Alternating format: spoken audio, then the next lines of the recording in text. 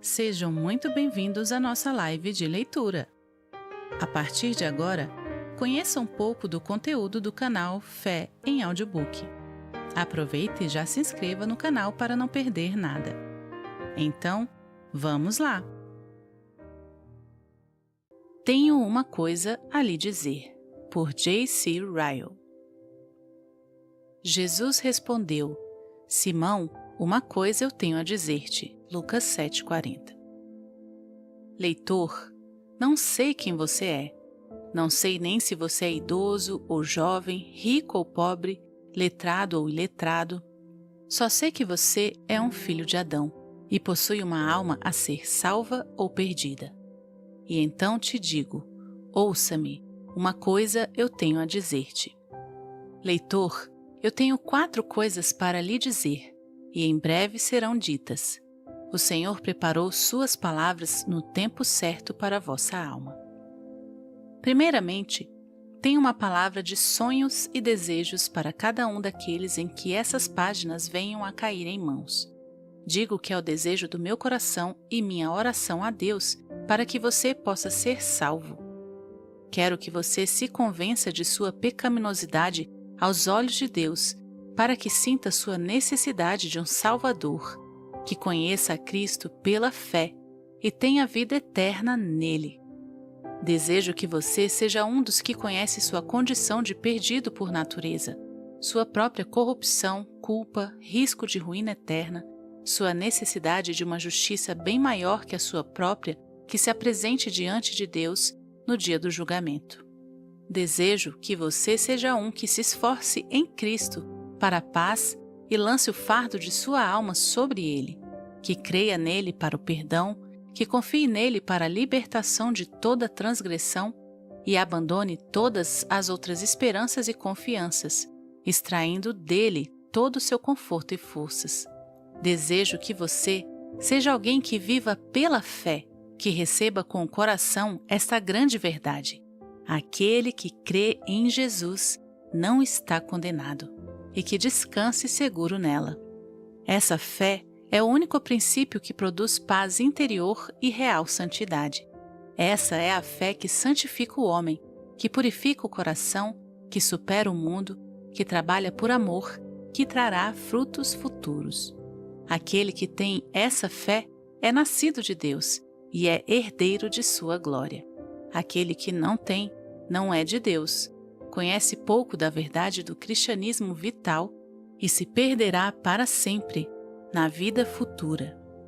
Leitor, meu maior desejo é que você possa ser uma nova criatura em Cristo Jesus, guiado pelo Espírito de Deus à semelhança do Mestre, não do mundo, amando muito por causa do imenso perdão, tendo comunhão com o Pai e com o Filho, sendo um com Cristo e Cristo um com você. Então sentirei que você está seguro. Seguro, ainda que o Senhor venha em glória e céu e terra sejam dissolvidos, e os elementos derretam com o calor fervente. Seguro, pois estará pronto para toda condição. Julgue por si mesmo. Posso sentir isso por todos que professam e se dizem cristãos? Então eu deveria sentir que você é realmente feliz. Feliz porque as fontes de sua felicidade estão no céu e nunca secarão. Feliz porque a sua paz será aquela paz abençoada que o mundo não pode dar e nem tirar de você. Julgue por si mesmo. Eu posso reconhecer isso por aqueles que professam e se dizem cristãos? Leitor, eu não escondo meus desejos. Não importa o que você ache deles. Deus é minha testemunha. Estes são os meus desejos para todos. Em segundo lugar, eu tenho uma palavra de dolorosa advertência para alguém em cujas essas páginas venham a cair em mãos. Alguns de vocês sabem em seus corações e consciências, embora eu poderia dizer isso chorando, você sabe bem que não está andando com Deus. De vocês, a quem eu agora falo, sei bem que os caminhos de Deus não são os vossos caminhos, que embora vocês professem e se chamem cristãos, seus corações não estão retos aos olhos de Deus. Você não tem ódio de coração pelo pecado. Você não tem nenhum amor de coração pelos mandamentos de Deus. você não tem prazer na palavra de Deus. Você não tem nenhum prazer na companhia de seu povo. Seu dia é cansativo para você. Seu serviço é um fardo. Suas ordenanças não são preciosas para a sua alma. Seus primeiros e melhores pensamentos são dados para a vida de agora, e os destroços e restos deles você desperdiça na vida futura. Seu tesouro está na terra e não no céu. Suas afeições estão colocadas nas coisas dessa terra e não nas coisas do alto. Sua amizade é com o mundo e não com Deus. Ó leitor, o que o Senhor Deus fez com você para tratá-lo dessa forma? O que o mundo pode fazer por você para que você o ame mais do que a Cristo? Será que o mundo morreria por você? Não, mas Jesus o fez. O mundo pode apagar os seus pecados? Não, só Jesus pode. Será que o mundo dá a verdadeira paz nesta vida? Não, mas Jesus dá. Será que o mundo dará conforto na morte? Não, mas Jesus dará. O mundo pode ajudá-lo no dia do julgamento? Não, não. Ninguém pode ajudá-lo a não ser Cristo. Leitor, o que você vai fazer quando Deus se levantar? Quando Ele visitá-lo, o que você vai responder-lhe, exceto que você mudaria? Você não sabe que tudo que o homem semear também ceifará? Aquele que semeia na carne, da carne ceifará a corrupção.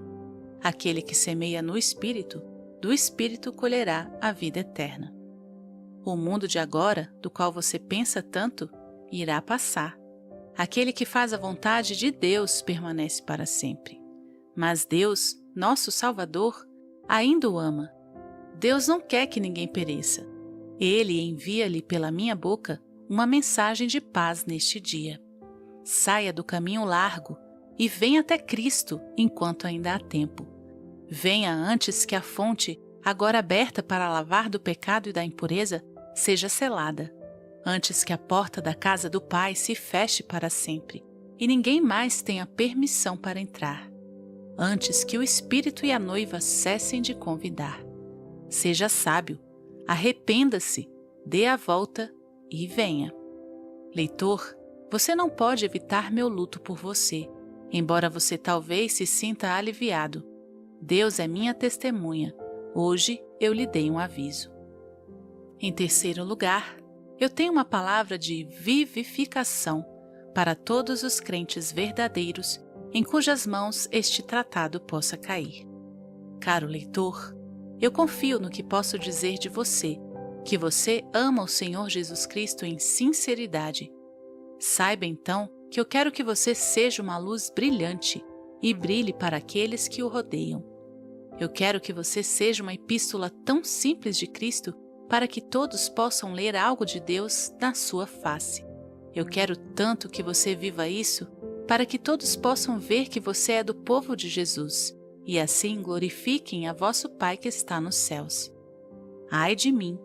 Eu digo isso com vergonha, que muitos de nós rendemos pouca glória ao Senhor que nos comprou, que estamos longe de caminhar dignos de nossa vocação. Quão fraca é a nossa fé, como é passageira a nossa tristeza pelo pecado, como é fraca a nossa abnegação, quanto tempo passou nossa paciência, como é raquítica a nossa humildade, como nossas orações são formais, como é frio o nosso amor. Somos chamados de testemunhas de Deus, mas realmente o nosso testemunho é muitas vezes pouco melhor do que o silêncio. É um som incerto. Somos chamados de a luz do mundo, mas somos, muitos de nós, pobres faíscas que mal podem apenas ser vistas. Somos chamados de o sal da terra, mas nós dificilmente fazemos qualquer coisa para tornar nosso sabor percebido e conhecido. Somos chamados peregrinos e estrangeiros, mas aqueles que nos observam podem às vezes achar que este mundo é a nossa única casa. Muitas vezes também em alta nas nossas profissões, mais baixos em nossa prática, gigantes em nossas resoluções, mais infantis em nossas ações. angelicais e espirituais em nossa conversa, formoso como Naftali em nossas palavras, mas instáveis como Ruben em nossas obras. Oh, caro leitor, essas coisas não deveriam ser assim. Não devemos nos contentar com uma baixa medida de santidade. Não devemos ficar satisfeitos com um pouco de santificação. Não devemos pensar que é suficiente porque nós alcançamos um pequeno grau de graça e é apenas um passo melhor que o mundo. Não, na verdade, temos de ir em frente de força em força. Devemos brilhar mais e mais até o dia perfeito. Devemos nos esforçar para dar muito fruto. Cristo não deu a si mesmo por nós para que sejamos uma geração sonolenta, uma geração de árvores que não crescem, sempre estagnadas.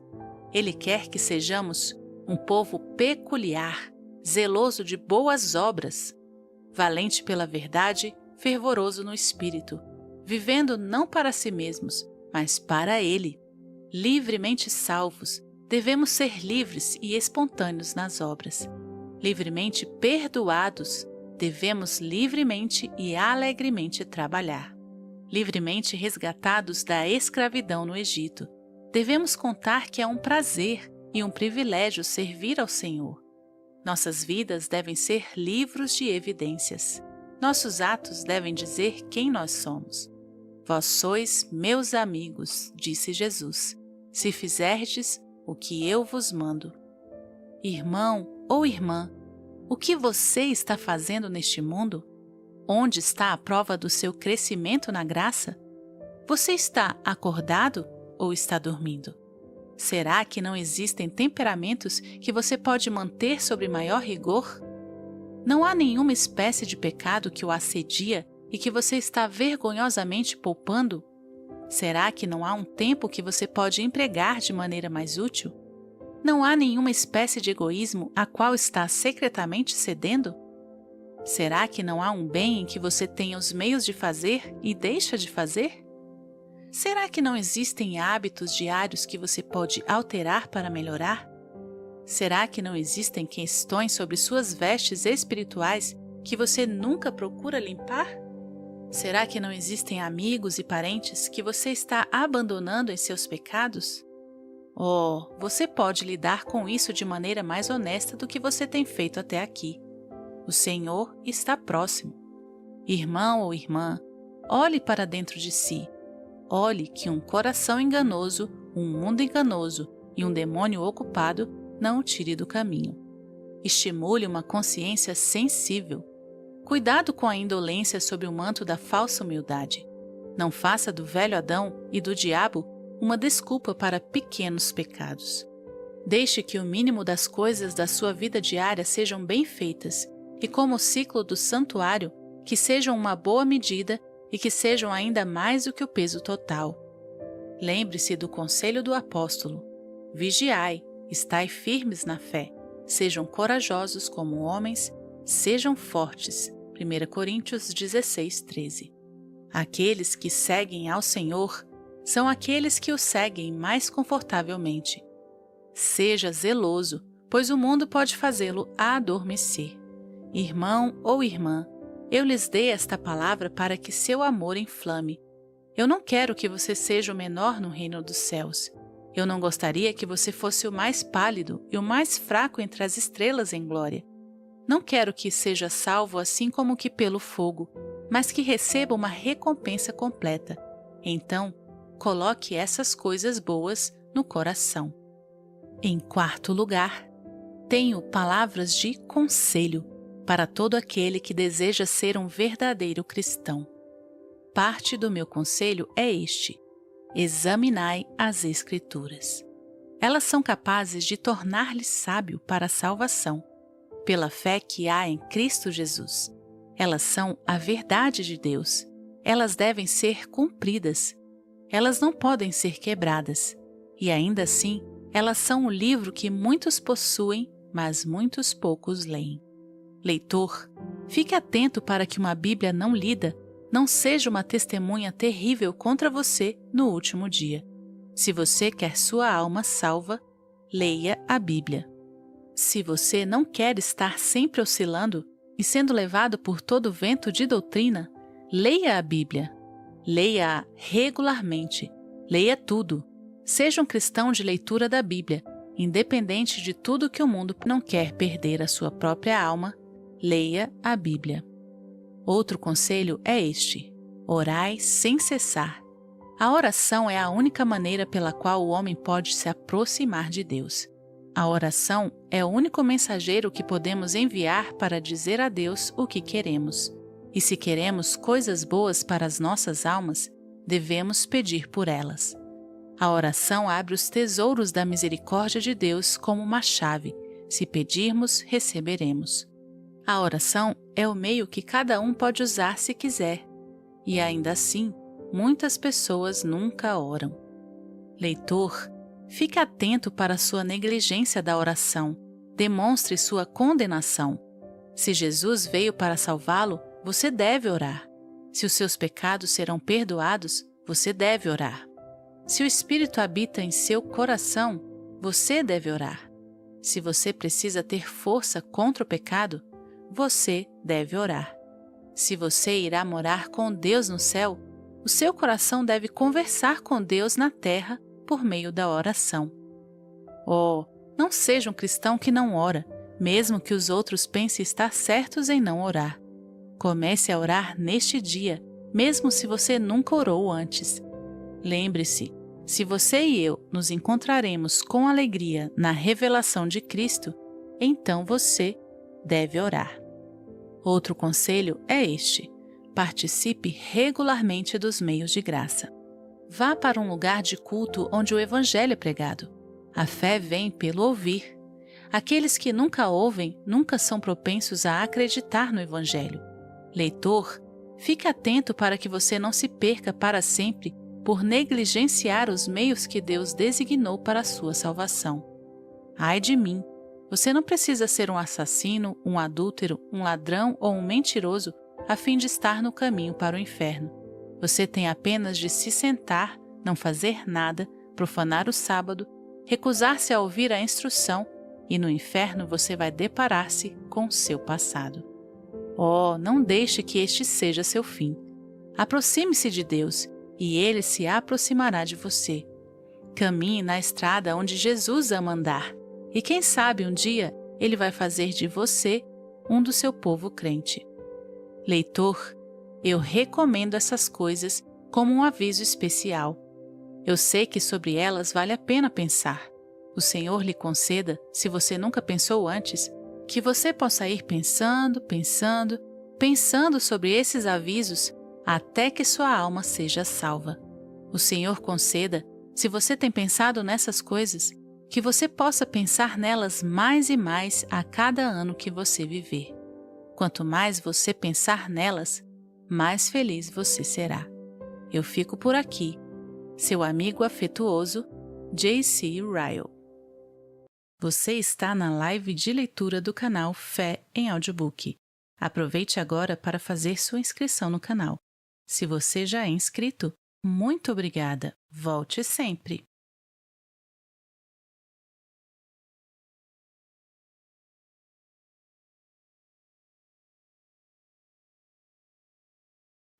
Ninguém tem direito à salvação, por Abraham Booth.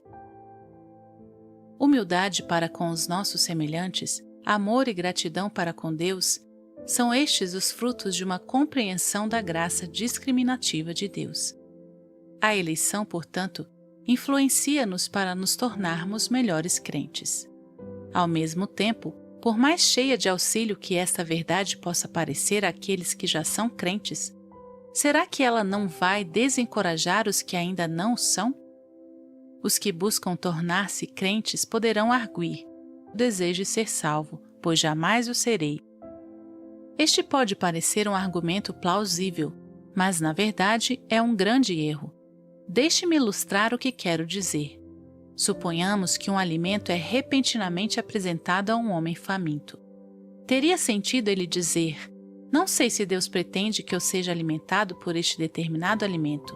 Por isso, não importa o quanto eu o deseje, não posso comê-lo. Não seria muito mais sensato dizer: tenho um forte apetite. O alimento é o meio de satisfazer o meu apetite, portanto, eu comerei este alimento. Ora, Cristo é o pão da vida, o alimento das nossas almas. Este alimento celestial é provido pela graça oferecida no Evangelho e livremente apresentado a todos os que têm fome, sem exceção. Que tem de fazer então o pecador espiritualmente despertado, se não, sendo habilitado pelo Senhor, tomar, comer e viver para sempre? Os pecadores não são encorajados a crer em Jesus em troca de saberem que são eleitos. Não, as novas da misericórdia de Deus são dirigidas aos pecadores considerados como prontos para perecerem. Todos, sem exceção, que conhecem sua situação perigosa e sentem sua incapacidade, são convidados sem demora a aceitarem as bênçãos espirituais antes mesmo de pensarem a respeito de sua eleição. Assim, esta verdade não deve aterrorizar um despertado ou qualquer pessoa que tenha consciência de seu pecado. Os que estão indiferentes a respeito de suas almas ou têm elevada opinião sobre sua própria bondade, de qualquer maneira jamais se incomodarão com a eleição. No entanto, não poderia alguém dizer: se eu estou entre os eleitos, então necessariamente serei salvo, não importa como eu me comporte. Por acaso este ensino das Escrituras referente à graça discriminativa não encoraja o crente a viver descuidadamente? Às vezes você pode encontrar pessoas que dizem crer na eleição e cujas vidas são cheias de impiedade. Tais pessoas, porém, estão enganando a si mesmas. A eleição não significa meramente que um certo número de pessoas irá seguramente para o céu. A razão da eleição é que o povo de Deus fosse santo e irrepreensível diante dele, Efésios 1:4. Ou seja, a eleição significa que um certo número de santos alcançará o céu. Deus não indicou apenas o lugar, o céu, para onde os eleitos irão, porém, mostrou também o caminho pelo qual eles chegarão lá. Paulo escreve: devemos sempre dar graças a Deus, por vos ter elegido desde o princípio para a salvação, pela santificação do Espírito e fé na verdade. 2 Tessalonicenses 2:13. Assim, uma parte essencial da experiência espiritual dos eleitos deve ser a santificação e a fé na verdade. Onde estes elementos não estiverem presentes, não há eleição. Há um outro argumento semelhante a este último, o qual se costuma apresentar contra a verdade da eleição. É o seguinte: qual é a utilidade da pregação, da oração e da autonegação? Se os eleitos já estão certamente escolhidos, não há necessidade dessas coisas. A resposta a este argumento é a mesma que demos ao argumento anterior, ou seja, Deus usa deliberadamente a pregação, a oração e a autonegação para efetuar aquele viver santo para o qual Ele escolheu seu povo.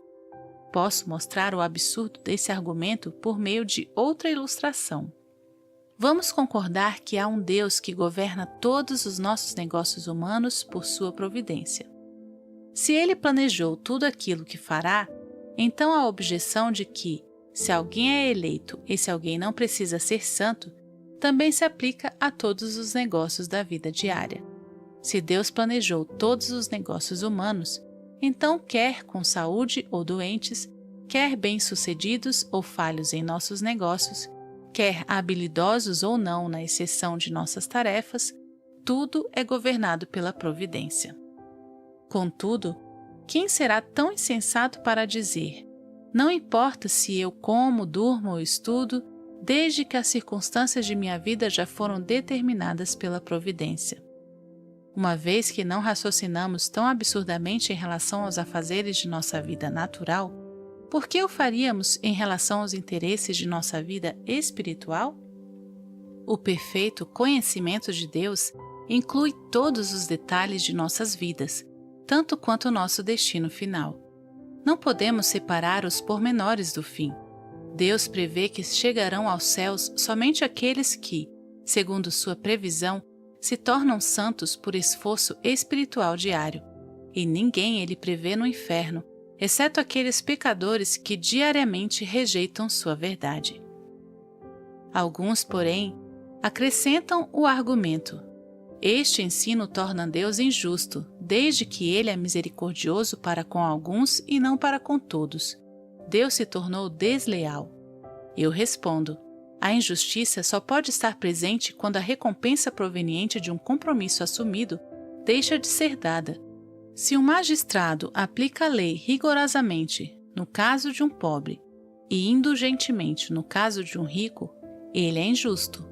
Todavia, se ele, como um benfeitor, é generoso para com os necessitados entre seus vizinhos, nunca diríamos que é obrigado a ser generoso para com todos os necessitados. Isto seria impertinência de nossa parte. Se é apenas um problema de doação graciosa, não pode haver injustiça, mesmo que todos não recebam. E isto é ainda mais verdadeiro com relação a Deus, pois Ele é o Criador, que tem o direito absoluto de fazer o que quiser com o que é seu. E sua natureza perfeita nos assegura que Ele nada faz de errado. Deixe-me perguntar-te: todos os homens pecaram ou não? Se pecaram, então todos são culpados perante Deus. Se admitimos isso, então mesmo que todos perecessem, Deus seria justo. E a eleição de alguns para a salvação não causa dano aos não eleitos. Assim, a não eleição não é uma punição injusta. Dizer que Deus não pode deixar ninguém perder-se é dizer que todos têm direito à salvação. No entanto, ninguém tem direito à salvação. Ela é somente pela graça. A verdade é que o argumento "Deus é injusto ao eleger alguns e não todos" procede da autoestima que nós, erradamente, temos de nós mesmos e da visão míope que temos de Deus. Será o Altíssimo e Sublime Deus tão limitado que não possa fazer o que lhe agrada? Deixe-me agora mostrar-te o valor real e prático da eleição para nós. Primeiro, a verdade tem algo a dizer ao pecador descuidado. Você já viu que todos são culpados aos olhos de Deus e que Ele escolheu alguns para a salvação, deixando outros sofrerem as justas consequências dos seus pecados. Como você pode saber que este não é o seu caso? Ser rejeitado por Deus é estar perdido para sempre. Você ainda está desinteressado? Ora, você está nas mãos de um Deus ofendido e, contudo, não tem ideia certa daquilo que Ele fará contigo.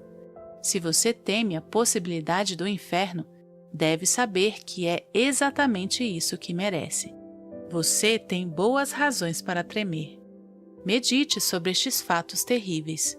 Que o Senhor possa ajudar-te a fugir da ira vindoura. Mateus 3, 7. Você está na live de leitura do canal Fé em Audiobook. Aproveite agora para fazer sua inscrição no canal. Se você já é inscrito, muito obrigada. Volte sempre.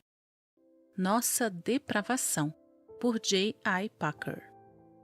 A Bíblia é enfática ao dizer que o estado de pecado é absolutamente universal. É natural e inevitável que cada pessoa peque, pois não há homem que não peque. 1 Reis 8,46. Todos, tanto judeus como gregos, estão debaixo do pecado. Todos se extraviaram. Não há quem faça o bem, não há nenhum sequer, pois todos pecaram e carecem da glória de Deus. Romanos 3, 9, 12 e 23. Se dissermos que não temos pecado nenhum, nós mesmos nos enganamos e a verdade não está em nós. 1 João 1, 8.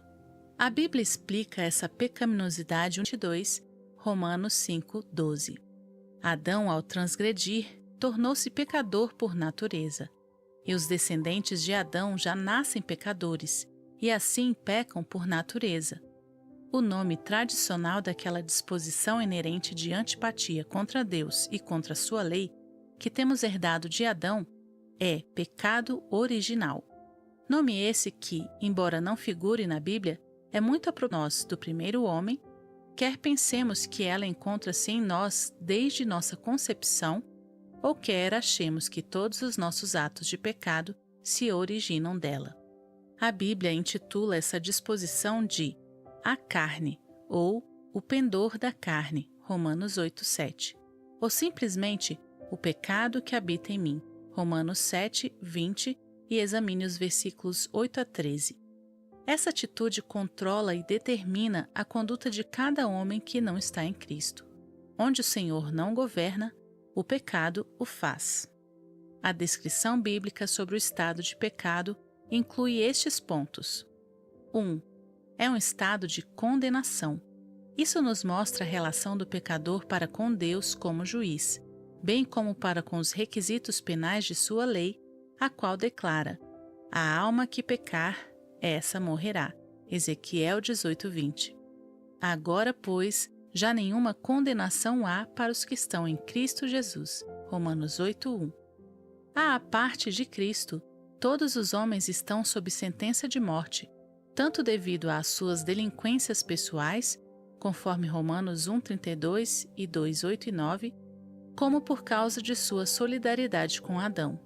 Assim como os crentes são justificados por causa de Cristo, por ter-lhes sido imputada a retidão dele, assim também aqueles que não têm a Cristo são condenados por causa de Adão, por lhes ser imputada a retidão dele.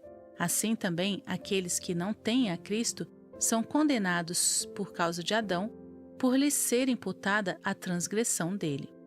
Isso não significa, entretanto, que eles sejam tidos como se tivessem praticado pessoalmente o pecado de Adão, e sim que Adão pecou representativamente, em sua capacidade pública de cabeça da raça humana, e que todos os homens estão envolvidos nas consequências penais de seu ato pecaminoso. A obrigação penal que nos cabe, em virtude de nossa ligação com Adão, com frequência tem sido chamada culpa original, estando essa culpa incluída na definição do pecado original. Em Romanos 5:12 e 15:19, Paulo resdobrou essa noção da culpa original. A ideia é que, quando um pecou, todos pecaram, e em razão desse ato, tornaram-se pecadores. 2. É um estado de contaminação. Isso nos mostra a relação entre o pecador e o Deus Santo. Nos dias do Antigo Testamento, Deus muito ensinou, através de vários tabus e rituais de pureza, sobre questões de higiene e de hábitos alimentares, que há coisas que tornam o homem incapaz de ter comunhão com ele, pois contaminam o homem, tornando-o sujo e, em consequência, repelente e inaceitável aos olhos de Deus. Nosso Senhor eliminou e cancelou esses preceitos simbólicos, tendo dito enfaticamente que aquilo que contamina o homem não são os alimentos, mas o pecado. Assim, vós também não entendeis? Não compreendeis que tudo que de fora entra no homem não o pode contaminar? E assim considerou ele puros todos os alimentos. E dizia: o que sai do homem, isso é o que contamina, porque de dentro, do coração dos homens, é que procedem os maus desígnios, a prostituição, os furtos, os homicídios, os adultérios, a avareza, as malícias, o dolo, a lascívia, a inveja, a blasfêmia, a soberba, a loucura. Marcos 7:18. Isaías aprendera a lição há séculos. Quando ouviu os serafins proclamarem no templo a santidade de Deus, foi compelido a exclamar: ai de mim, porque sou homem de lábios impuros. Ele foi forçado a reconhecer-se incapaz de ter comunhão com Deus e, de fato, perdido, condenado, face à reação adversa que o Deus Santo certamente demonstraria para com a sua imundícia. Isaías 6, 3-5. 3. É um estado de depravação. Isso nos mostra a relação entre o atual estado do pecador e a imagem de Deus, na qual ele foi criado. Em essência, essa imagem era a retidão, conforme Eclesiastes 7:29. Conforme fora criado por Deus, o homem possuía uma mente conhecedora da vontade de Deus e um coração que se regozijava nessa vontade, amando-a e praticando-a. Fazia parte da natureza do homem, então, ser santo, como Deus é santo. No entanto, não é assim agora. A mente humana está entenebrecida no tocante às realidades espirituais. A sua vontade se alienou da vontade de Deus. A sua consciência é insensível à voz de Deus, conforme Efésios 4, 18 e 19. O homem tornou-se não apenas fraco, mas também mau aos olhos de Deus, e agora é inegavelmente perverso e ímpio. Romanos 5, 6. Moral e espiritualmente, o caráter do homem estampa a imagem de Satanás, e não a de Deus. Ora, é precisamente isso o que a Bíblia quer dizer quando fala sobre o homem caído no pecado como filho do diabo. João 8,44, Mateus 13,38, Atos 13,10 e 1 João 3,8. Essa depravação, essa distorção da imagem de Deus, é comumente e corretamente tida como tal, não no sentido que no homem tudo é tão mal quanto possa ser, mas no sentido que no homem coisa alguma é tão boa quanto deveria ser. Nada do que o homem faz é bom, nem o exercício de quaisquer de suas faculdades tem qualificação aos olhos de Deus. Até mesmo quando certos homens de moralidade procedem por natureza de conformidade com a lei, o que ocorre com certa frequência, Romanos 2,14, seus corações mostram-se errados. Cada ação deles é viciada, voltada de alguma maneira para os seus próprios interesses, pois o motivo do pecador sempre é algo mais, e portanto sempre algo menos, do que o puro amor a Deus, a pura consideração para com a vontade de Deus e o puro desejo por sua glória. Em cada ato humano, em algum ponto, manifesta-se sempre a corrupção. Deus, que lê o coração, vê tudo isso, mesmo quando o homem nada percebe. Porque eu sei que em mim, isto é, na minha carne, não habita bem nenhum. Romanos 7, 18. 4. É um estado de incapacidade. Isso nos mostra a relação entre o pecador e Deus na qualidade de legislador e os preceitos de sua lei. Deus não alterou a sua santa lei desde a queda, e como poderia ele fazê-lo? Ele continua exigindo de nós um perfeito amor a si e ao nosso próximo. Seu direito de ordenar e a retidão daquilo que ele ordena não é afetado pela depravação de nossa natureza. O que foi afetada foi a nossa capacidade de obedecer aos seus mandamentos. Antes de cair no pecado, Adão tinha em si esta capacidade de obedecer a Deus, mas nós não a temos. Como podemos amar a Deus se o impulso que vem do mais profundo de nosso ser é inimizade contra Ele? Para nós isso é simplesmente impossível. O pendor da carne é inimizade contra Deus, pois não está sujeito à lei de Deus, nem mesmo pode estar. Portanto, os que estão na carne não podem agradar a Deus. Romanos 8, 7 e 8. E quando Deus ordena àqueles que estão na carne que se arrependam, Atos 17 e 30, e confiem em seu Filho, João 6, 28 e 29, eles não podem atender enquanto seus corações não forem renovados, conforme João 3, 5, 6, 44, 1 Coríntios 2, 14. Em vista disso, nossa vontade é livre?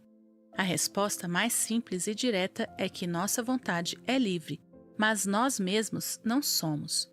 Nossa vontade é livre no sentido que temos a capacidade de fazer aquilo que queremos no campo das ações morais, mas nós mesmos, como descendentes de Adão, somos escravos do pecado.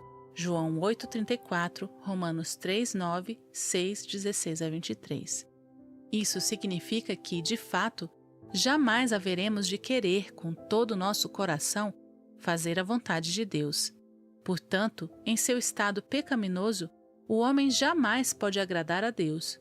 A tragédia do homem jaz precisamente no fato que a sua vontade é livre e que ele tem o poder de fazer aquilo que quer e escolhe fazer.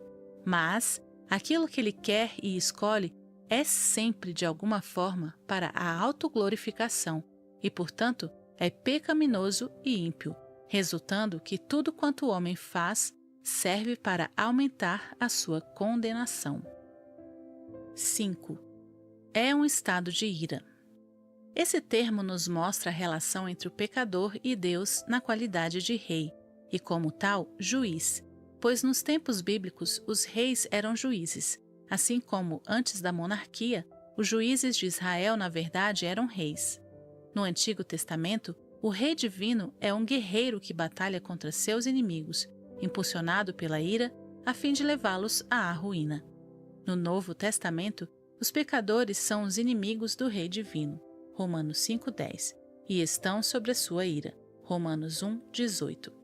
O Senhor de todas as coisas, que é o juiz de toda a terra, Gênesis 18:25, está agora contra eles. Ora, se Deus está contra os pecadores, segue-se que todas as coisas também lhes são contrárias. Deus governa o seu mundo, mas não para o bem dos pecadores. Romanos 1:2, 1 Tessalonicenses 2:14-16, Apocalipse 6:15-17. 6. É um estado de morte. Na Bíblia, a morte e a vida não são conceitos primariamente fisiológicos. Antes, são conceitos espirituais e teológicos. A vida significa comunhão com Deus, na experiência de seu amor. A morte significa estar sem esse privilégio. Os pecadores estão no estado de morte, Efésios 2:1, e não têm qualquer outra expectativa, senão a de continuarem nesse mesmo estado. Romanos 6:23. Você está na live de leitura do canal Fé em Audiobook. Aproveite agora para fazer sua inscrição no canal. Se você já é inscrito, muito obrigada. Volte sempre. Eleição, por João Calvino. 2 Timóteo 1:9-10. Que nos salvou e nos chamou com santo chamado, não segundo as nossas obras, mas conforme seu próprio propósito e graça que nos foi dada em Cristo Jesus, antes dos tempos eternos, e manifestada agora pelo aparecimento de nosso Salvador Cristo Jesus, o qual não só destruiu a morte, como trouxe à luz a vida e a imortalidade, mediante o Evangelho. Mostramos esta manhã, de acordo com o texto de Paulo, que se quisermos conhecer a livre misericórdia de nosso Deus em nos salvar, temos de ir até o seu conselho eterno, pelo qual ele nos escolheu antes da fundação do mundo. Disso vemos que ele não considerou nossas pessoas, nem a nossa dignidade, nem qualquer mérito que poderíamos possivelmente possuir. Antes de nascermos, fomos arrolados em seu registro. Ele já havia nos adotado por seus filhos. Portanto, vamos conceder tudo à sua misericórdia, sabendo que não podemos nos orgulhar de nós mesmos, a não ser que venhamos furtar dele a honra que lhe pertence. Os homens têm se esforçado em inventar sofismas para obscurecer a graça de Deus, porque eles dizem que, apesar de Deus escolher os homens antes do início do mundo, ainda assim foi de acordo com sua presciência que um seria diferente do outro. As Escrituras demonstram claramente que Deus não esperou ver se os homens eram dignos ou não quando ele os escolheu. Mas os sofistas pensam que podem obscurecer a graça de Deus, dizendo que, embora ele não tenha considerado os méritos passados, ele tinha um olho naqueles que estavam por vir. Pois dizem eles que, embora Jacó e seu irmão Esaú não tivessem feito nem o bem nem o mal, e Deus tenha escolhido um e recusado a outro, ainda assim ele previu, como todas as coisas são presentes para ele, que Esaú seria um homem vicioso e que Jacó seria como se mostrou posteriormente. Mas essas são especulações tolas, porque elas simplesmente fazem de Paulo um mentiroso, os quais dizem que Deus não recompensa nossas obras quando ele nos escolhe, porque ele fez isso antes do início do mundo. Porém, embora a autoridade de Paulo fosse abolida, ainda assim a questão é muito clara e evidente, não só nas Sagradas Escrituras, mas também na razão, de modo que aqueles que fazem um escape desse tipo se mostram homens vazios de toda habilidade. Porque se buscarmos em nós mesmos a fundo, o que podemos encontrar de bom? Não foi toda a humanidade amaldiçoada? O que trazemos do ventre de nossa mãe, a não ser pecado? Portanto, não diferimos nem um pouco uns dos outros, mas apraz a Deus tomar para si aqueles que Ele quer. E por esse motivo, Paulo usa essas palavras em outro lugar, quando diz que os homens não têm do que se regozijar, pois nenhum homem se encontra melhor do que os seus companheiros, a não ser porque Deus os distingue. Então, se confessarmos que Deus nos escolheu antes do início do mundo, segue-se necessariamente que Deus nos preparou para receber a sua graça, porque Ele concedeu sobre nós a bondade que não estava em nós anteriormente, porque Ele nos escolheu para sermos herdeiros do reino dos céus, mas também nos justifica e nos governa pelo seu Espírito Santo. O cristão deve ser muito bem resolvido nesta doutrina, estando além de qualquer dúvida. Há alguns homens nestes dias que ficariam felizes se a verdade de Deus fosse destruída. Tais homens lutam contra o Espírito Santo, como bestas loucas, e se esforçam por suprimir as Sagradas Escrituras. Há mais honestidade nos papistas do que nestes homens, porque a doutrina dos papistas é muito melhor, mais santa e concorda mais com as Escrituras Sagradas do que a doutrina destes homens vis e perversos, os quais abatem a santa eleição de Deus, esses cães que latem para ela e porcos que a dilaceram. No entanto, sustentemos firmemente o que aqui nos é ensinado. Deus, tendo nos escolhido antes do mundo ter seu início, devemos atribuir a causa da nossa salvação à sua livre bondade. Devemos confessar que Ele não nos toma para sermos seus filhos por qualquer mérito de nós mesmos, pois não tínhamos nada para nos recomendar a seu favor. Portanto, devemos colocar a causa e a fonte da nossa salvação somente nele e fundamentar a nós mesmos sobre isso. Caso contrário, tudo que construirmos virá a ser nada. Devemos reparar aqui o que Paulo conecta, a saber, a graça de Jesus Cristo com o conselho eterno de Deus Pai, e então Ele nos traz nosso chamado, para que nós possamos ter a certeza da bondade de Deus e da sua vontade, que teria permanecido oculta de nós, a menos que tivéssemos um testemunho disso. Paulo diz, em primeiro lugar, que a graça que repousa sobre o propósito de Deus e que é compreendida nele é dada em nosso Senhor Jesus Cristo. Como se dissesse, vendo que nós merecemos ser rejeitados e odiados como inimigos mortais de Deus, era preciso que fôssemos enxertados, por assim dizer, em Jesus Cristo, para que Deus pudesse nos conceder e nos reconhecer como sendo seus filhos. Caso contrário, Deus não poderia olhar para nós, a não ser para nos odiar, porque não há nada senão miséria em nós. Estamos cheios de pecado e estufados, por assim dizer, com todos os tipos de iniquidade. Deus, que é a própria justiça, não pode consentir conosco, enquanto considera nossa natureza pecaminosa.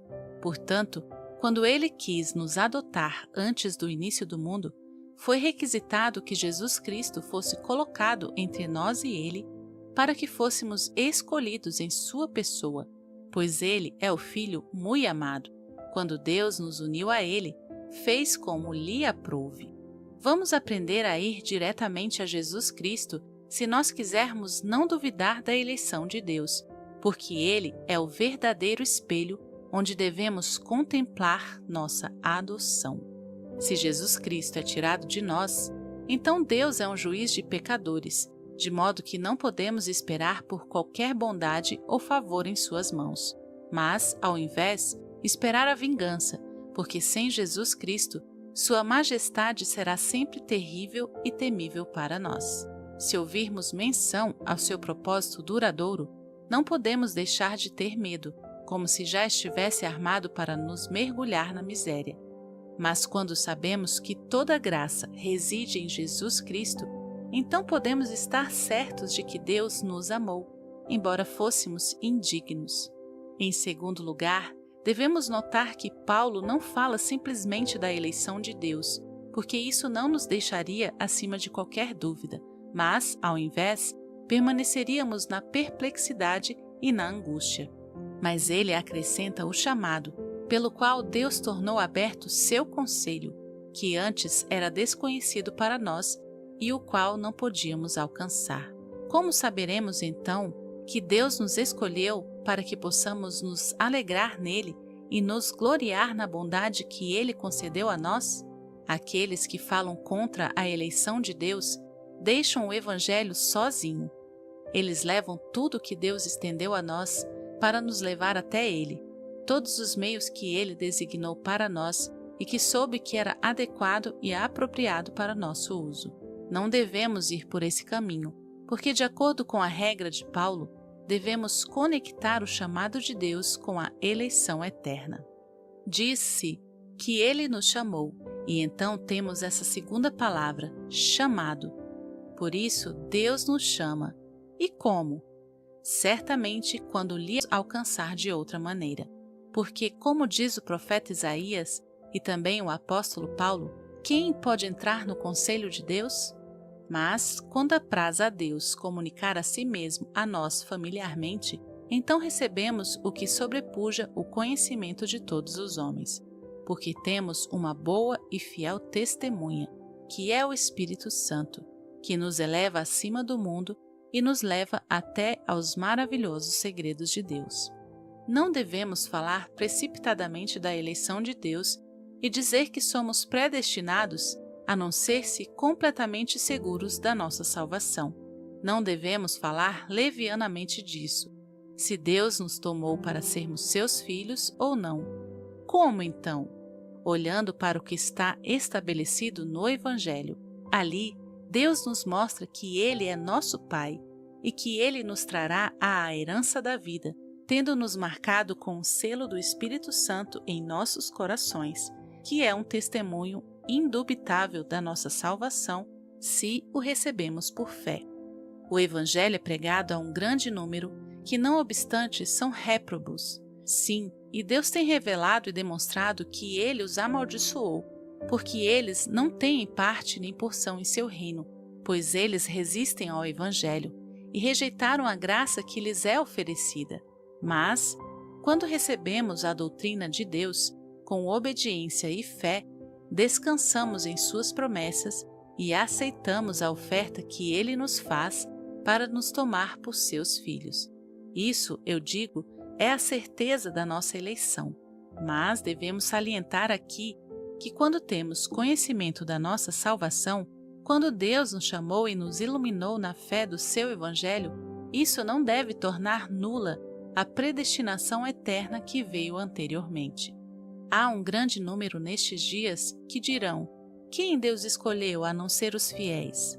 Eu concordo com isso, mas eles tiram uma maligna consequência disso e dizem que a fé é a causa, sim, a primeira causa de nossa salvação.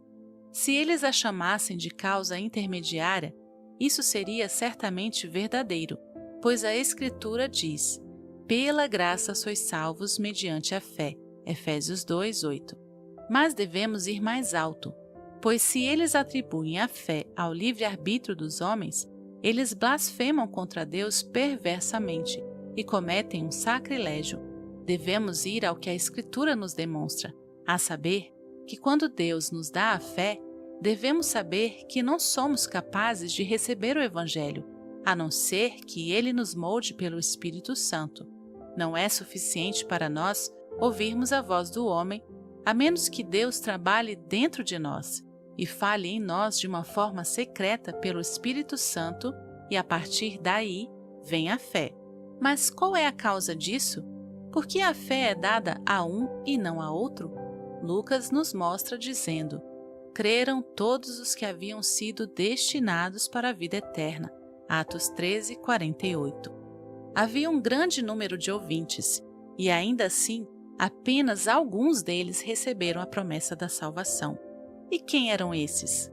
Aqueles que foram designados para a salvação.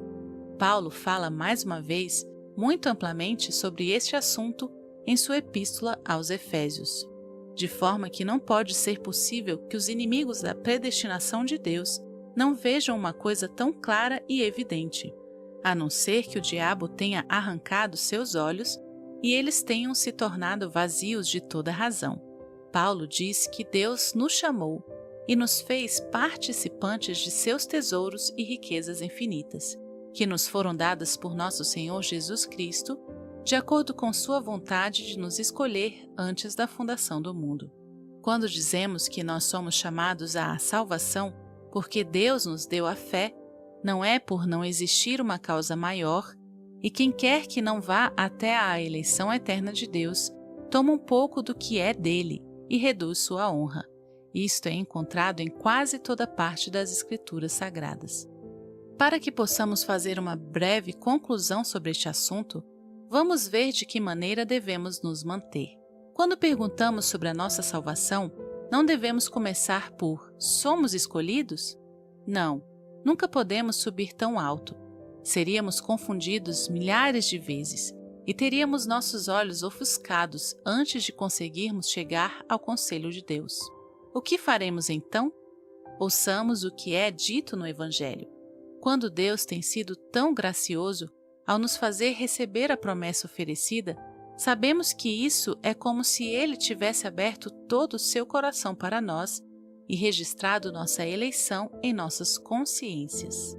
Devemos estar certificados de que Deus nos tomou por seus filhos e que o reino dos céus é nosso, porque somos chamados em Jesus Cristo. Como podemos saber isso? Como nós mesmos devemos proceder em relação à doutrina que Deus colocou diante de nós? Devemos magnificar a graça de Deus e saber que não podemos trazer nada para nos recomendar o seu favor. Devemos nos tornar em nada aos nossos próprios olhos, porque nós não podemos reivindicar qualquer exaltação. Porém, sabemos que Deus nos chamou para o Evangelho, tendo-nos escolhido antes da fundação do mundo. Esta eleição de Deus é, por assim dizer, uma carta fechada, naquilo que a consiste e em sua própria natureza, mas podemos lê-la porque Deus dá um testemunho dela quando Ele nos chama a si mesmo por meio do Evangelho e pela fé. Pois assim como a original ou primeira cópia não tiram nada da carta ou do escrito que é lido, da mesma maneira, devemos estar além de qualquer dúvida de nossa salvação. Quando Deus nos certifica pelo Evangelho que Ele nos toma por seus filhos, este testemunho traz paz consigo, sendo assinado pelo sangue de nosso Senhor Jesus Cristo e selado pelo Espírito Santo.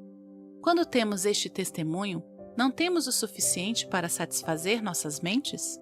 Portanto, a eleição de Deus está tão distante de ser contra isso que antes confirma o testemunho que temos no Evangelho. Não devemos duvidar que Deus tem registrado os nossos nomes antes que o mundo fosse feito, entre seus filhos escolhidos, mas o conhecimento do porquê disso Ele reservou para si. Devemos sempre ir a nosso Senhor Jesus Cristo quando falarmos de nossa eleição, porque sem Ele, como já demonstrado, não podemos chegar a Deus. Quando falamos do seu decreto, também podemos ser surpreendidos como homens dignos de morte. Mas se Jesus Cristo for o nosso guia, podemos com alegria depender dele, sabendo que ele tem mérito suficiente em si para fazer de todos nós membros amados de Deus Pai.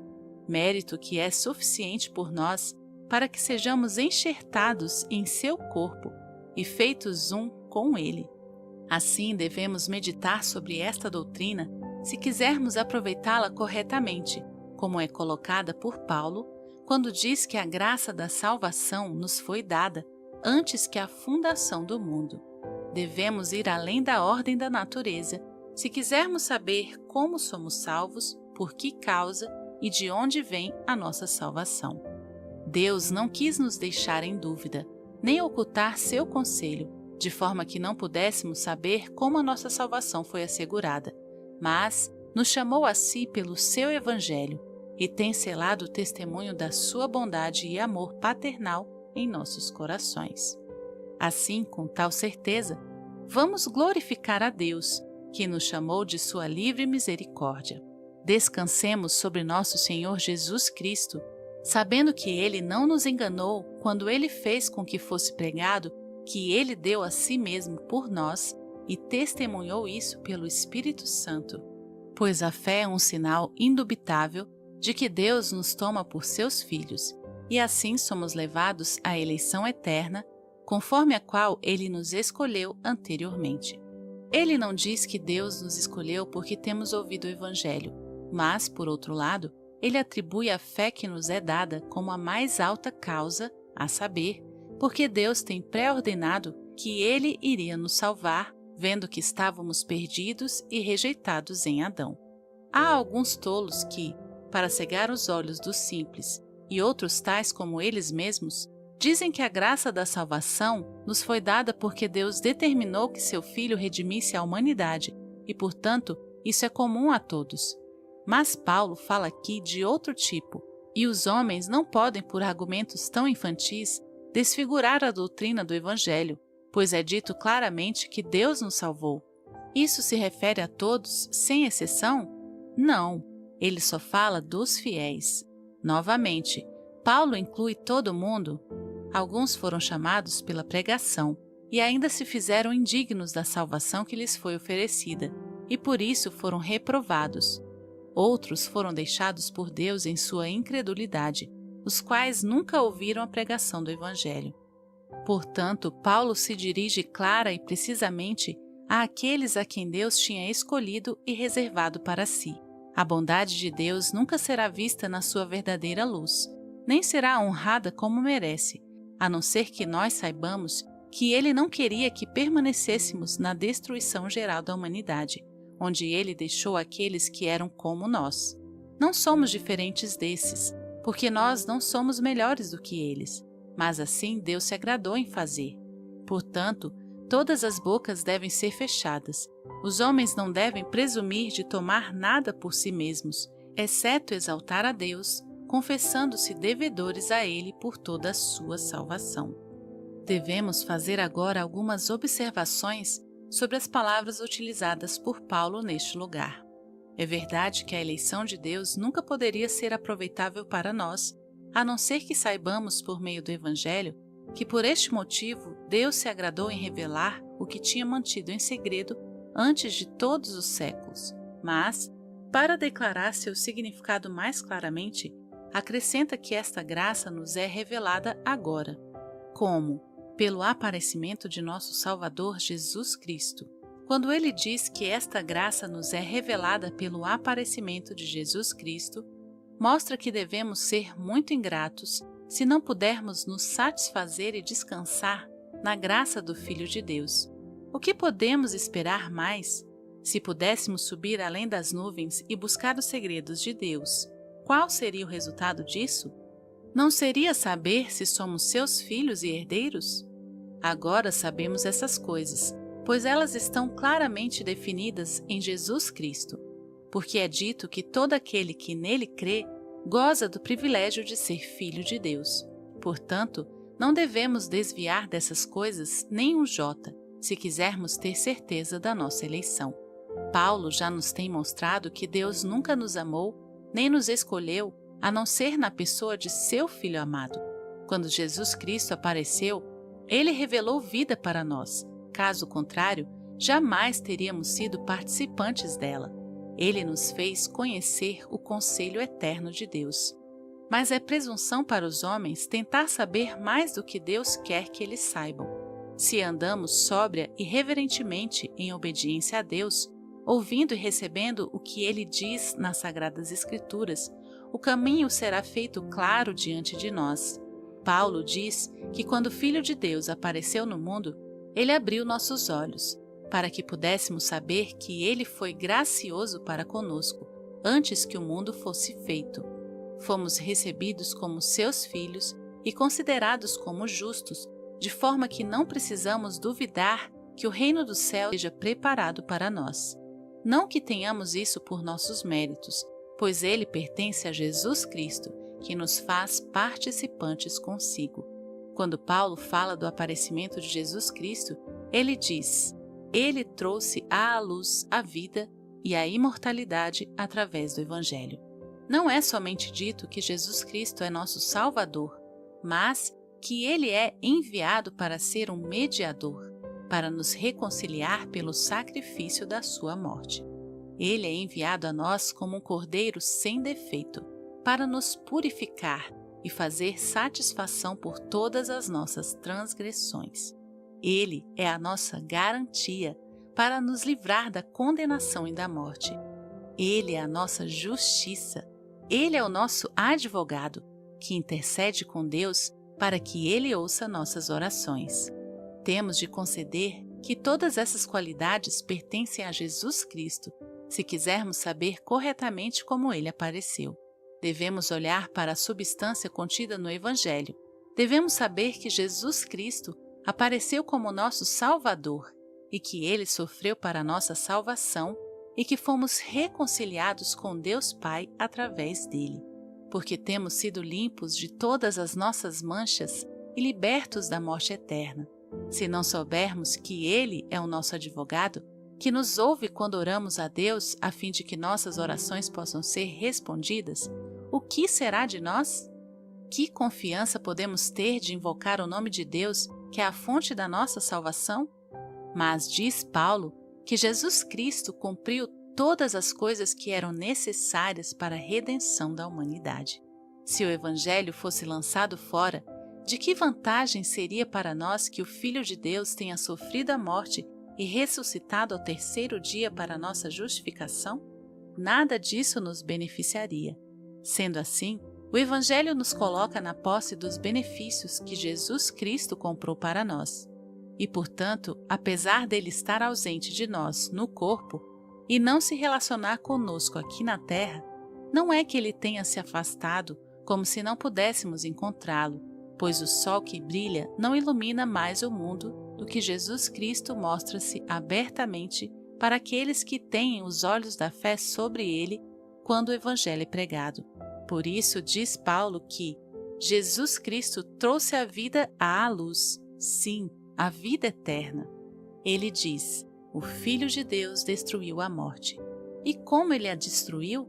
Se ele não tivesse oferecido um sacrifício eterno para apaziguar a ira de Deus, se não tivesse entrado até o abismo para dali nos tirar, se não tivesse tomado a nossa maldição sobre si, se não tivesse tirado o fardo com o qual éramos esmagados, como estaríamos? Será que a morte teria sido destruída? Não. O pecado reinaria sobre nós e a morte da mesma forma. E, de fato, se nós examinássemos a nós mesmos, veríamos que somos escravos de Satanás, que é o príncipe da morte. Assim estaríamos presos nessa escravidão miserável se Deus não destruísse o diabo, o pecado e a morte. E isso é feito. Mas como? Ele tirou nossos pecados pelo sangue de nosso Senhor Jesus Cristo. Portanto, embora sejamos pobres pecadores e em perigo do juízo de Deus, ainda assim o pecado não pode nos ferir. A picada venenosa é tão cegada que não pode nos ferir, porque Jesus Cristo ganhou a vitória sobre ela. Ele não sofreu o derramamento do seu sangue em vão, mas foi uma purificação onde fomos lavados por meio do Espírito Santo, tal como é demonstrado por Pedro. E assim vemos claramente que, quando Paulo fala do Evangelho, onde Jesus Cristo apareceu e aparece diariamente para nós, ele não esquece sua paixão e morte, nem as coisas que dizem respeito à salvação da humanidade. Podemos ter a certeza de que na pessoa do nosso Senhor Jesus Cristo temos tudo o que possamos desejar. Temos confiança total e perfeita na bondade de Deus e no amor do qual Ele nos dá testemunho. Mas vemos que nossos pecados nos separam de Deus e causam uma guerra em nossos membros, e ainda assim temos uma expiação por nosso Senhor Jesus Cristo. E por quê? Porque Ele derramou seu sangue para lavar os nossos pecados. Ele ofereceu um sacrifício pelo qual Deus se reconciliou conosco. Em resumo, Ele tirou a maldição para que possamos ser abençoados por Deus. Além disso, Ele conquistou a morte e triunfou sobre ela, para que pudesse nos livrar da sua tirania, que de outra forma nos esmagaria completamente. Assim, vemos que todas as coisas que pertencem à nossa salvação são realizadas em nosso Senhor Jesus Cristo. E para que possamos entrar em plena posse de todos esses benefícios, sabemos que Ele aparece para nós diariamente por seu Evangelho. Embora habite em sua glória celeste, se abrirmos os olhos da nossa fé, nós o contemplaremos. Devemos aprender a não separar o que o Espírito Santo tem unido. Vamos observar o que Paulo queria dizer por uma comparação que amplifica a graça que Deus mostrou ao mundo após a vinda de nosso Senhor Jesus, como se dissesse: antigos pais não tiveram essa vantagem, ter Jesus Cristo aparecendo para eles como apareceu para nós. É verdade que eles tinham a mesma fé, que a herança dos céus é deles, bem como nossa, que Deus revelou sua graça para eles, assim como para nós, mas não na mesma medida, pois viam Jesus Cristo ao longe, sob as figuras da lei, como Paulo diz aos Coríntios. O véu do templo ainda se estendia, e os judeus não podiam chegar perto do santuário, isto é, o santuário material. Agora, porém, o véu do templo tendo sido removido, nos aproximamos da majestade do nosso Deus. Chegamo-nos mais familiarmente a Ele, em quem habita toda a perfeição em glória. Em suma, temos o corpo, enquanto eles tinham apenas a sombra. Colossenses 2,17. Os antigos pais se submeteram totalmente a suportar a aflição de Jesus Cristo, como é dito no capítulo 11 de Hebreus. Porque não é dito que Moisés suportou a vergonha de Abraão, mas de Jesus Cristo. Assim, os antigos pais, apesar de viverem sob a lei, ofereciam eles mesmos a Deus em sacrifícios para suportar mais pacientemente as aflições de Cristo. E agora, Jesus Cristo, tendo ressuscitado dos mortos, trouxe à luz a vida. Se somos tão delicados que não podemos suportar as aflições do Evangelho, não somos dignos de sermos apagados do livro de Deus e sermos rejeitados? Portanto, devemos ser constantes na fé e prontos para sofrer o que quer que Deus queira pelo nome de Jesus Cristo, porque a vida é colocada diante de nós e nós temos um conhecimento mais familiar do que os antigos pais jamais tiveram. Sabemos o quanto os antigos pais eram atormentados pelos tiranos e inimigos da verdade, e como eles sofreram constantemente. A condição da igreja não é mais grave nestes dias do que foi outrora, porque agora Jesus Cristo trouxe a vida e a imortalidade à luz através do Evangelho. Todas as vezes que a graça de Deus é pregada a nós, é como se o reino do céu se abrisse para nós, como se Deus estendesse sua mão e nos certificasse que a vida está próxima e que Ele nos faz participantes da sua herança celestial. Mas quando olhamos para essa vida, que foi comprada para nós pelo nosso Senhor Jesus Cristo, não devemos hesitar em abandonar tudo que temos neste mundo para ir ao tesouro acima que está nos céus. Portanto, não sejamos voluntariamente cegos, vendo que Jesus Cristo coloca diariamente diante de nós a vida e a imortalidade das quais falamos aqui. Quando Paulo fala da vida e acrescenta a imortalidade, é como se dissesse: já entramos no reino do céu pela fé. Embora sejamos como estranhos aqui embaixo, a vida e a graça da qual fomos feitos participantes por meio de nosso Senhor Jesus Cristo trarão seus frutos no tempo conveniente, a saber, quando Ele for enviado por Deus Pai para nos mostrar o efeito das coisas que são diariamente pregadas, as quais foram cumpridas em sua pessoa quando Ele estava vestido com a humanidade. Você está na live de leitura do canal Fé em Audiobook. Aproveite agora para fazer sua inscrição no canal. Se você já é inscrito, muito obrigada. Volte sempre. Com o Coração, por Andrew Murray. Sede fortes, e fortaleça-se o vosso coração, vós todos os que esperais em Deus. Salmo 31, 24. As palavras deste salmo nos ajudam a tornar clara uma lição extremamente necessária para todos os que desejam, de fato, aprender o que significa esperar em Deus. A lição é esta: é com o coração que temos de esperar em Deus. Fortaleça-se o vosso coração. Todo nosso esperar depende do estado em que se encontra o coração. O homem é, diante de Deus, aquilo que o seu coração é. Não temos como avançar, nem podemos nos aprofundar no santo lugar da presença de Deus para esperar nele, mais do que o nosso coração estiver preparado para isso pelo Espírito Santo. A mensagem é esta: fortaleça-se o vosso coração, vós todos os que esperais no Senhor.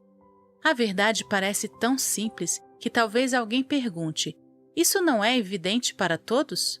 Qual é a necessidade de insistir tanto nesse assunto? Insistimos nisso porque há muitos cristãos que não percebem a grande diferença entre a religião mental e a religião do coração, e a primeira é cultivada com muito maior diligência do que esta última. Eles não percebem quão infinitamente maior é o coração do que a mente. É aqui que se deve buscar uma das principais causas da debilidade da vida cristã, e é somente à medida que isso é entendido que o esperar em Deus haverá de trazer o seu completo benefício. Um texto em Provérbios talvez ajude a tornar mais clara a minha explicação. Ao falar da vida de temor a Deus e como agradar a Ele, diz o texto: confia no Senhor de todo o teu coração e não te estribes no teu próprio entendimento. Provérbios 3:5. Na religião, precisamos usar sempre essas duas faculdades: a mente, para adquirir conhecimento da Palavra de Deus e preparar o alimento por meio do qual o coração, com a vida interior, será nutrido. Mas aqui surge um terrível perigo, o de nos apoiarmos em nosso próprio entendimento e confiar em nossa apreensão das coisas de Deus. As pessoas pensam que, se estiverem ocupadas com a verdade, a vida espiritual será obviamente fortalecida. E esse não é o caso de forma alguma. O entendimento lida com concepções e imagens das coisas de Deus, mas ele não pode atingir a verdadeira vida da alma. Daí o mandamento: confia no Senhor de todo o teu coração, e não te estribes no teu próprio entendimento. É com o coração que o homem crê, e com ele entra em contato com Deus. É no coração que Deus concede o seu Espírito para ser ali a presença e o poder de Deus operando em nós.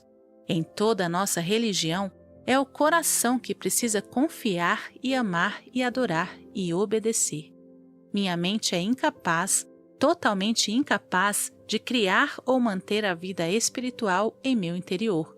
O coração precisa esperar em Deus para que Ele opere isso em mim.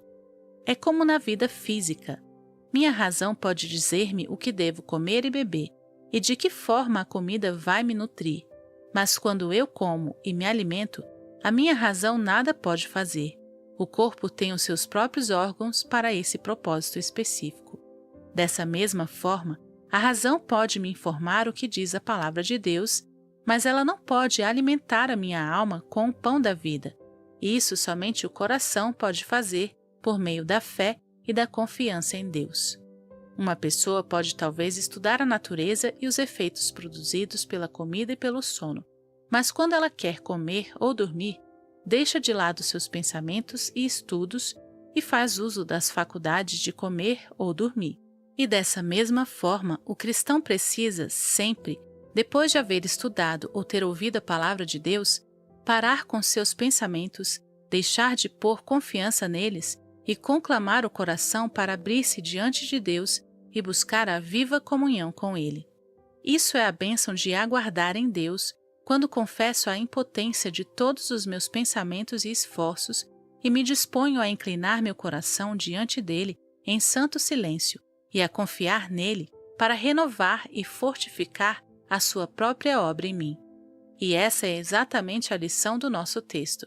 Fortaleça-se o vosso coração, vós todos os que esperais em Deus. Lembre-se da diferença entre conhecer com a mente e crer com o coração. Acautele-se da tentação de apoiar-se em seu entendimento, com os seus claros e fortes pensamentos. Eles meramente o ajudam a saber aquilo que o coração precisa obter da parte de Deus. Em si mesmos, eles não passam de imagens e sombras. Fortaleça-se o vosso coração, vós todos os que esperais em Deus. Apresente o seu coração diante dele como aquela maravilhosa parte da sua natureza espiritual, da qual Deus revela a si mesmo e pela qual você pode conhecê-lo. Cultive a maior confiança que, embora você não possa ver dentro do seu coração, Deus está trabalhando ali pelo seu Espírito Santo. Deixe o coração aguardar às vezes em perfeito silêncio, quieto. Deus haverá de operar em suas profundezas ocultas. Esteja certo disso e apenas espere nele. Nenhum conhecimento a respeito do ar ou do alimento que existe ao nosso redor tem a capacidade de me nutrir, a não ser que sejam ingeridos e absorvidos em meu interior. E não há conhecimento das verdades de Deus que me seja proveitoso, a não ser que Ele, pelo seu Espírito, penetre no mais interior do meu ser e habite em mim. É com o coração que eu preciso esperar em Deus. É no coração que eu preciso receber a Deus. É no coração que Ele dará o seu Espírito e toda e qualquer bênção espiritual em Cristo. Entregue totalmente o seu coração com as suas operações secretas continuamente nas mãos de Deus. Ele requer o coração e o toma, e como Deus habita ali. Sede fortes e fortaleça-se o vosso coração, vós todos os que esperais em Deus. Minha alma espera somente em Deus. Minha alma espera somente em Deus. Aqui finalizamos. Espero você em nossa próxima leitura no canal. Até lá!